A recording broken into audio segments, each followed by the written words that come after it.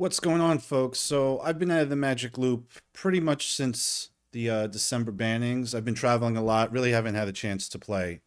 So I went to my local Legacy on Monday, and literally I put this list together 20 minutes before I left, and I took down the whole thing, went undefeated on the night.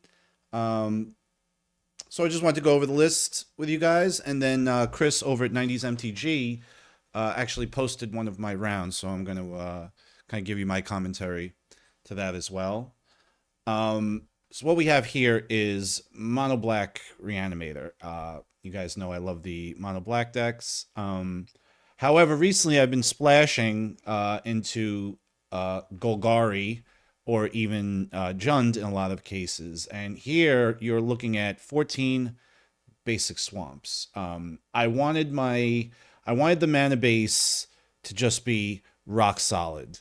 Um, Especially playing Lake of the Dead, like, you play a Bayou and it gets wastelanded and like sets you back another turn. So like my ideal starts were like Thought Seize into Collective Brutality into turn three, like Grave Titan, things like that. Um, you just want to make sure you're hitting your land drops. Um, this deck is a little bit slower than typical Reanimator decks are. Usually the all-in Reanimator decks are just Faithless Looting. I think they're only playing like 12 lands now with like 2 or 3 trolls. Um, Here I kind of want to like slow it down a little bit so we could have a little juke coming out of the sideboard, which I'll get to in a minute. So 14 basic swamps, 2 Lake of the Dead. For those who don't know, Lake of the Dead. When Lake of the Dead enters, you have to sacrifice a swamp. You could tap it to add 1 black, or you could tap and sacrifice a swamp, add 4. What does this mean? This means on turn 3, we can get to 6 mana through it's basically uncounterable mana ramp.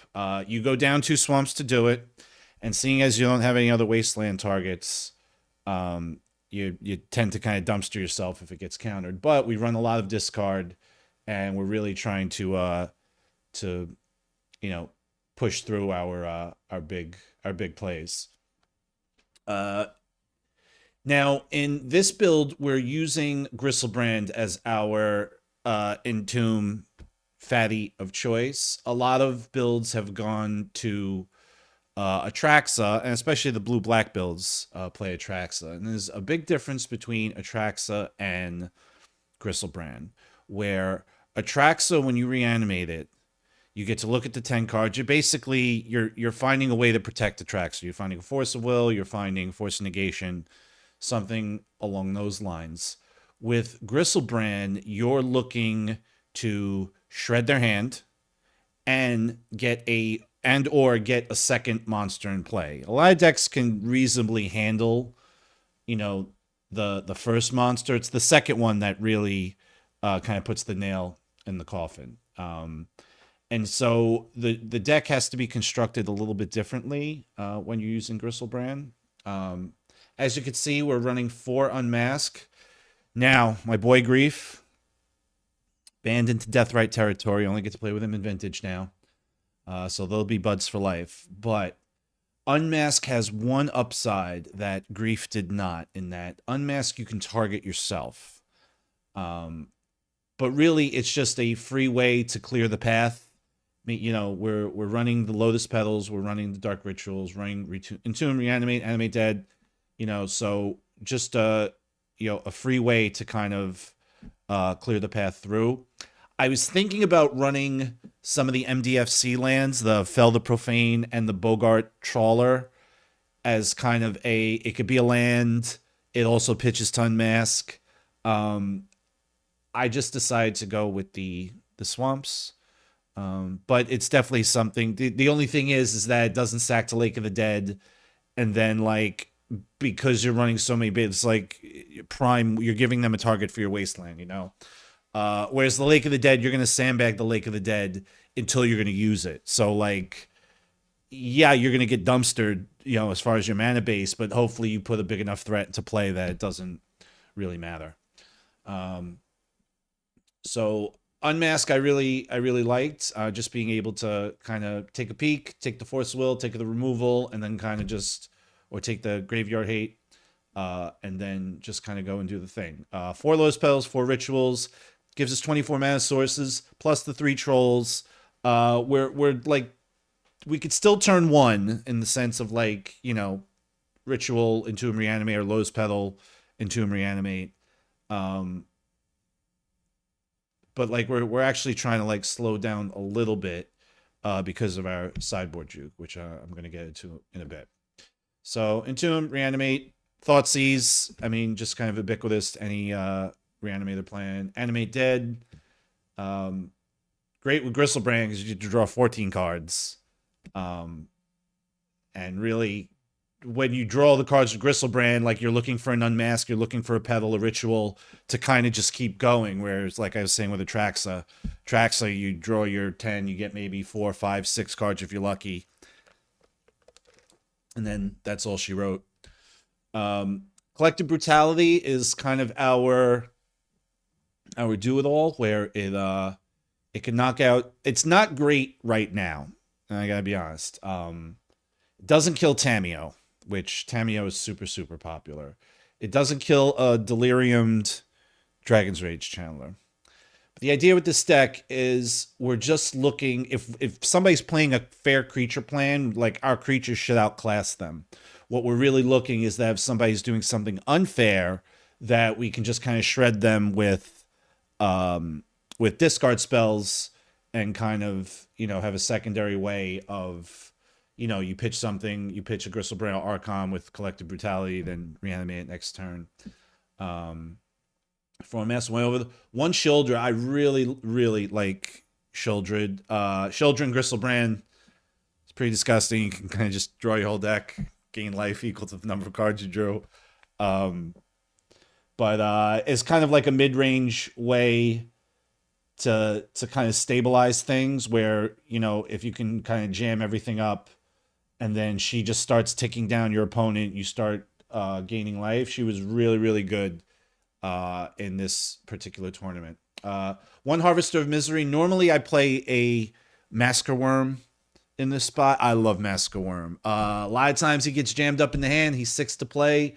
Whereas Harvester, you can uncountably disfigure something, which is really good. Puts itself in the graveyard, and if you're getting overwhelmed by the little dinguses, you can reanimate or play him for 5. It's not unrealistic with 24 mana sources for us to get to 5 mana, especially with the Lakes of the Dead. But ideally with Lake of the Dead, you're trying to hit your Grave Titan. Grave Titan's not prime time. Primeval Titan, when the deck is built around it, is incredibly powerful. However, I think it's better than the other Titans. The fact that it comes in and you get an extra 4 power. If it gets to attack, now that's 8 power. Like it's one of the few cards that kills in 2 turns, and we're going to see in the match that I show where I turn 1 a Grave Titan, and Archon and Gristlebrand. It's hard to say because the value you get, but like Atraxa takes 3 turns to kill. Grave Titan only takes 2 turns to kill. Plus, I like it casting off Lake of the Dead. Once again, when we get to our sideboard juke, 3 Trolls of Khazad-dûn. This card is so good. I think this is one of the reasons why the blue-black Reanimator decks are so powerful. They basically get to play around Blood Moon, run a 2-color mana base with Wasteland, and like basically have perfect mana all the time. Like cycles itself, puts itself in the graveyard, get a basic swamp, get an underground sea, get the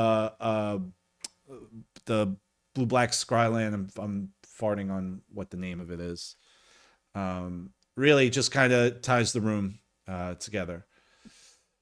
And then our fatties of choice, we're going with 2 Archons, 2 Gristlebrand.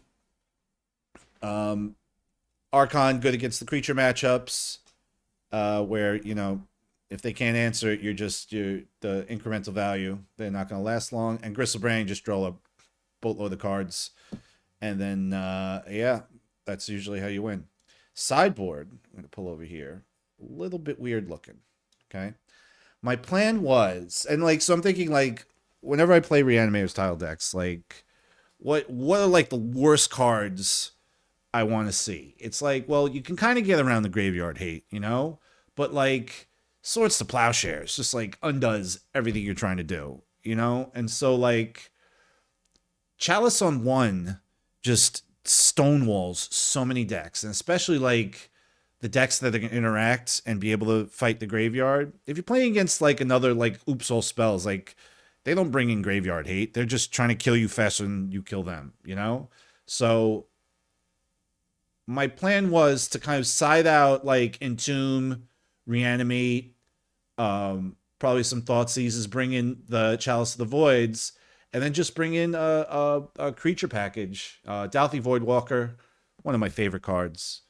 3/2 unblockable, steals your opponent's stuff, shuts off the graveyards. Super, super good. Opposition Agent, being able to power out the agent with like a Lotus Petal or Ritual early, like you could just shut people out of the game. And then white is so popular right now. So Torok having protection from white, plus can come in against the combo-y matchups. It's just kind of like when you kick him.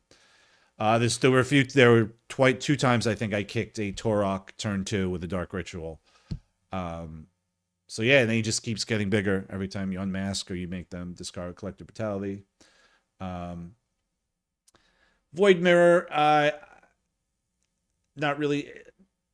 Kind of just threw this in at the end as kind of like, oh, it's good against Eldrazi, in the sense that their graveyard hate spell is Causal X command, and with a Void Mirror out in most of their mana bases, they can't cast it.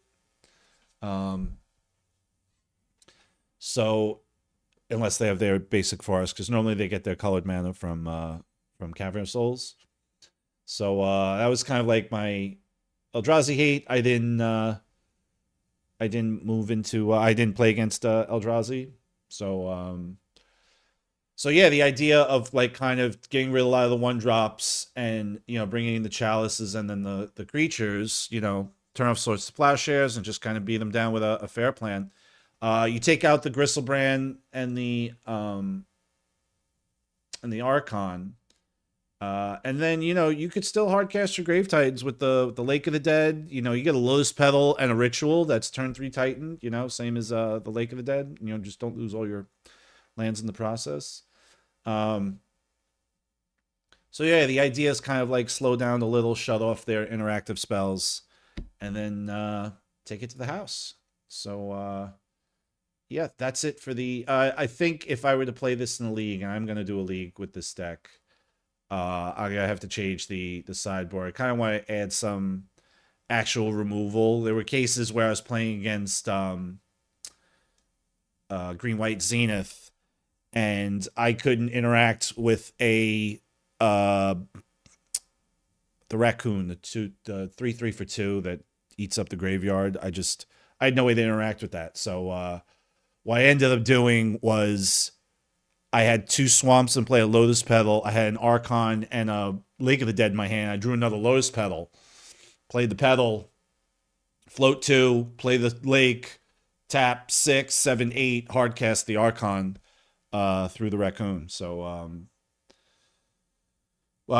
would definitely put a couple of removal spells in here to help out things that don't get that brutality kind of misses. And yeah, so let's go head over to the game.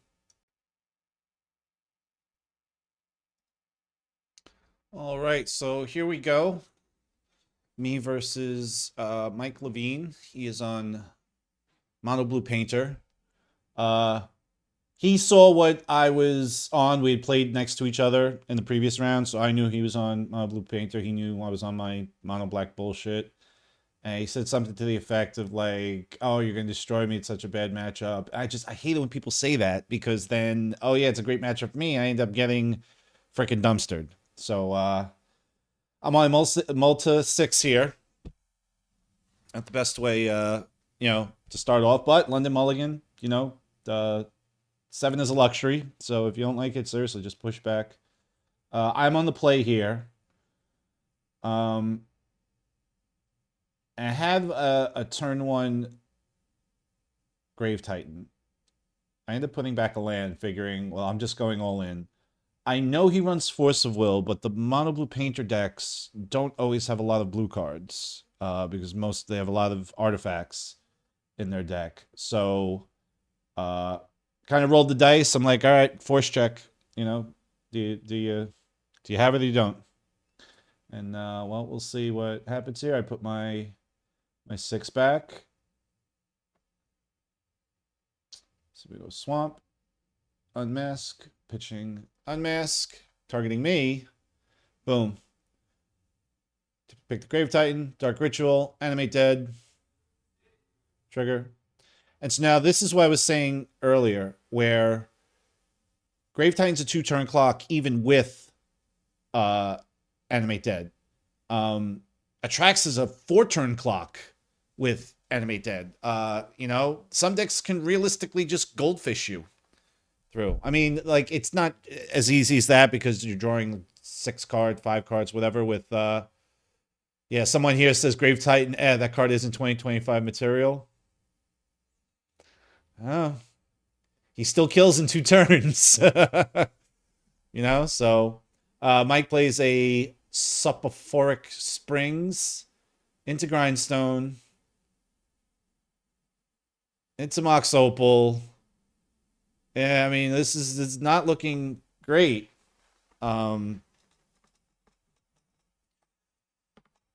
He needs to be able to answer the Titan. I swing for 9. 5 on the Titan, 2 on the... Chris was making fun of my lack of tokens. I will step my game up and bring actual tokens to the events.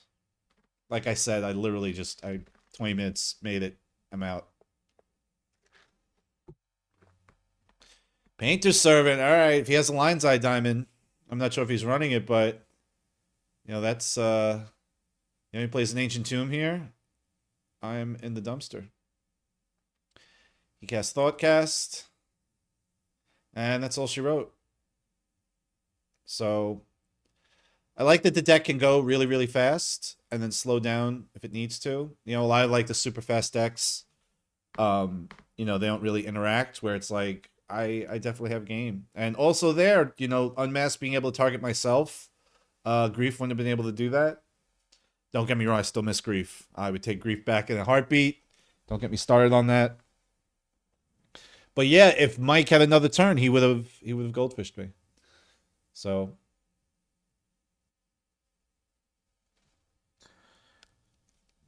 Brian from Bosch and Roll talks about, if you're gonna, whatever you decide to play in Legacy, you need to know the rules of engagement for the format. Mike hits me with a bauble here, reveals an Entomb, which kind of sets my hand off. So basically, I'm tanking here because I have Entomb, Reanimate, and Unmask. So I'm like, do I unmask now or do I wait the turn I'm going off before I do it? So I end up, I'm about to do something. I'm kind of sitting, and then I pass. Kind of shows, I really tank it here. So, if Mike didn't think that was going off next turn, he should. Yeah, Brian talks about, knowing the rules of engagement for the format. And he just recently played this really awesome Replenish Opalescence list with Parallax Wave, Parallax Tide.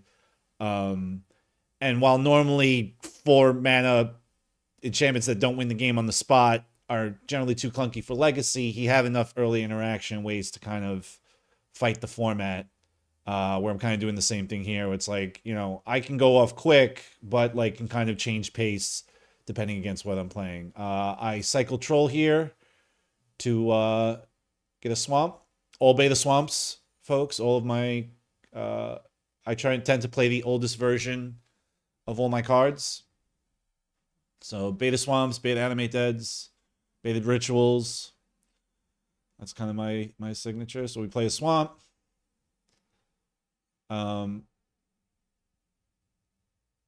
Pitch Grave Titan Unmask. He has 2 Painters, which I realize I have to get rid of. Because that Saga's going to go and get a Grindstone. and I don't really have a way to interact with mana bases. So the question, my idea is like where I'm going to take one of the painters. Tammy, I'm not really worried about. Um, I just don't want to get comboed out. So I take one of the painters, and then the idea is I'm going to Entomb Gristlebrand, draw 7, and hopefully am able to make him discard another card and take the second painter. Somebody was commenting that he kept not being able to interact with me.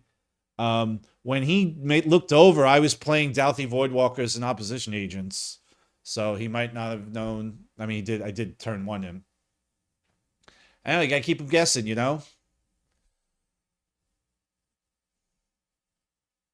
because his interaction with um, Graveyard is most likely something he's gonna have his hand. I don't think he's gonna run Ley Lie of the Void, so you know he's gonna have to. Gristlebrand is in fact scarier than a Grave Titan. When I entombed, Mike was like Grave Titan or something scarier, and I'm like little scarier. So while like I was talking about during the deck tech, Lotus Petals, Rituals, you know, Gristlebrand, I drew 7. Boom, there's my Lotus Petal.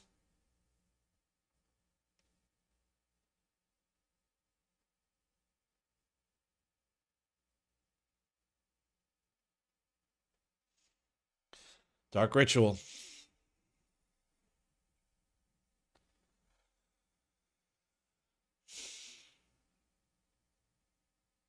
Not great, because he's going to make 2 constructs. I'm going to have 2 blockers, but I do think Mike actually has an opportunity to win this game. He kind of misses it, but we'll go over that. So he makes a construct.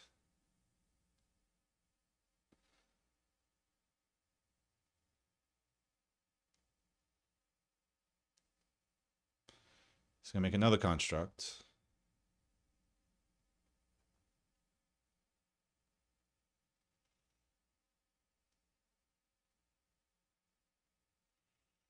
Now he gets to go and search with Urza Saga.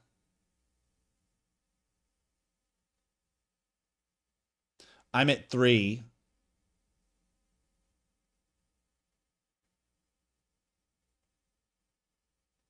Chalice is on 0.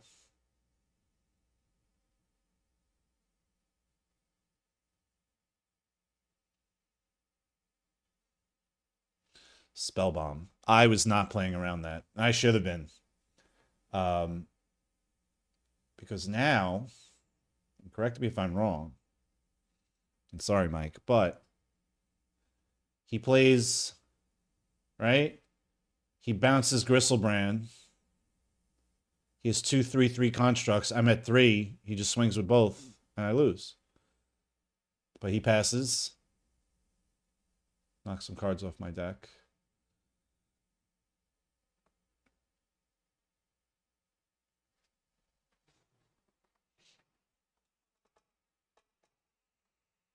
Go to attack. Gonna bounce Gristlebrand.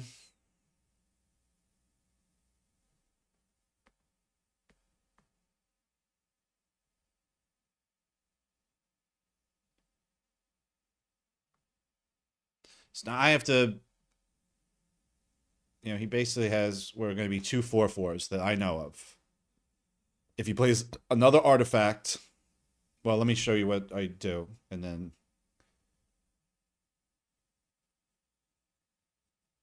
so I have a Lake of the Dead, a Sheoldred, and a Collective Brutality.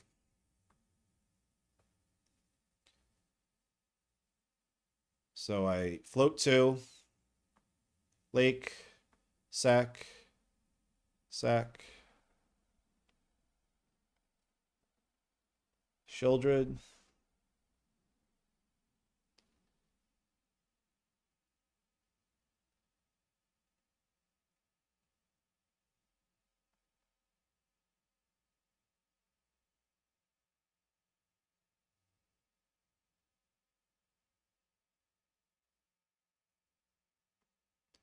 So now I'm going to pitch Gristlebrand to duress him and then drain 2. Another Ancient Tomb. If he plays an artifact that's not a 0, because I have Chalice on 0, I lose. That's all I'm trying to fade here.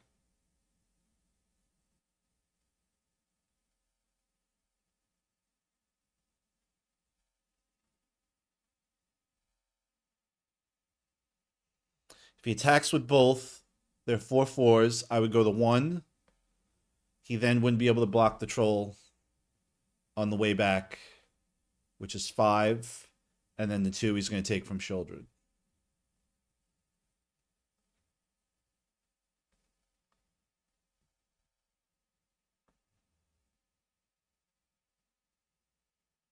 He's going to play Tameo. Basically, it's just going to allow him to block the troll.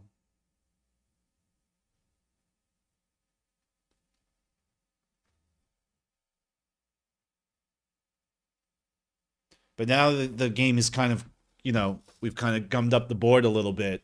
This is where Shieldred really starts to shine. So I'm just going to gain life every turn. He's going to slowly get drained. Can't really cast Thoughtcast into Shieldred. I mean, unless you're just going to win the game, Ancient Tombs become more painful.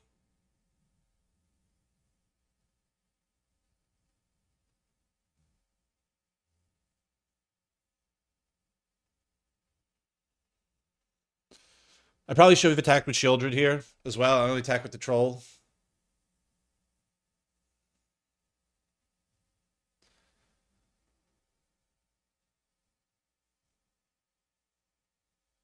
Because if he double blocks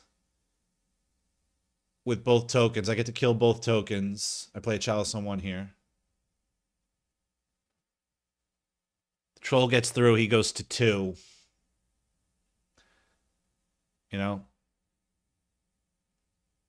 Saga, which really doesn't matter at this. The game's only going to last 1 more turn anyway, in either direction, so.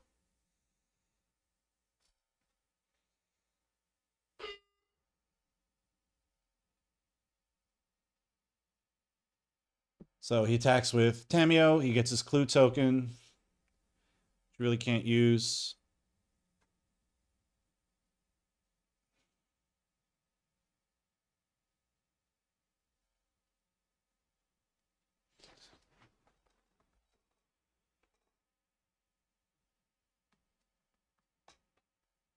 So now I'm going to attack with Shieldred.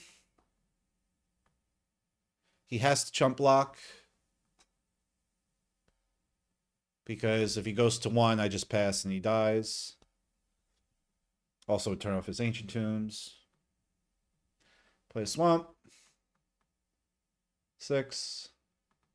Hardcast Troll. And pass turn. He goes to 3. He's got to eliminate both Shieldred and Troll this turn.